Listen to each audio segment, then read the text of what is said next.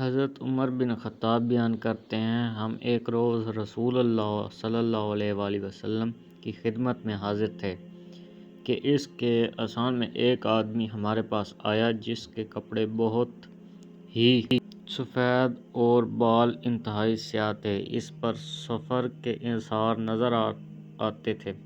نہ ہم میں سے کوئی اسے جانتا تھا حتیٰ کہ وہ دو زانوں ہو کر نبی صلی اللہ علیہ وآلہ وسلم کے سامنے بیٹھ گیا اور اس نے اپنے دونوں ہاتھ اپنی رانوں پر رکھ لیے اور کہا، محمد صلی اللہ علیہ وآلہ وسلم اسلام کے متعلق مجھے بتائیں۔ آپ صلی اللہ علیہ وآلہ وسلم نے فرمایا، اسلام یہ ہے کہ تم گواہی دو کہ اللہ کے سوا کوئی معبود برحق نہیں، اور یہ کہ محمد اللہ تعالیٰ کے رسول ہیں۔ نماز قائم کرو، زکوٰۃ ادا کرو، رمضان کے روزے رکھو، اور اگر استطاعت ہو تو بیت اللہ کا حج کرو۔ اس نے کہا، آپ نے سچ فرمایا۔ ہمیں اس سے تعجب ہوا کہ وہ آپ نے پوچھا ہے اور آپ کی تصدیق بھی کرتا ہے۔ اس نے کہا کہ ایمان کے بارے میں مجھے بتائیں۔ آپ نے فرمایا، یہ کہ تم اللہ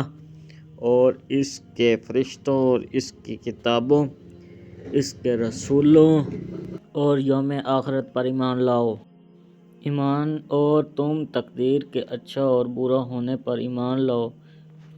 اس نے کہا، آپ نے سچ فرمایا۔ پھر اس نے کہا، احسان کے بارے میں مجھے بتائیں۔ آپ نے فرمایا، یہ کہ تم اللہ کی عبادت کرو، اسی طرح کرو گویا تم اسے دیکھ رہے ہو، اور اگر تم اسے نہیں دیکھ سکتے تو وہ یقیناً تمہیں دیکھ رہا ہے۔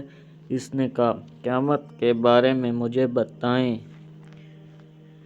آپ صلی اللہ علیہ وآلہ وسلم نے فرمایا، مسئول اس کے متعلق سائل سے زیادہ نہیں جانتا۔ اس نے کہا، اس کی نشانیوں کے بارے میں مجھے بتائیں۔ آپ صلی اللہ علیہ وآلہ وسلم نے فرمایا، یہ کہ لونڈی اپنی ملکہ کو جنم دے گی، اور یہ کہ تم ننگے پاؤں، ننگے بدن، تنگ دست، بکریوں کے چراؤں کے بلند بالا عمارتوں کی تعمیر اور اس پر فخر کرتے ہوئے دیکھو گے۔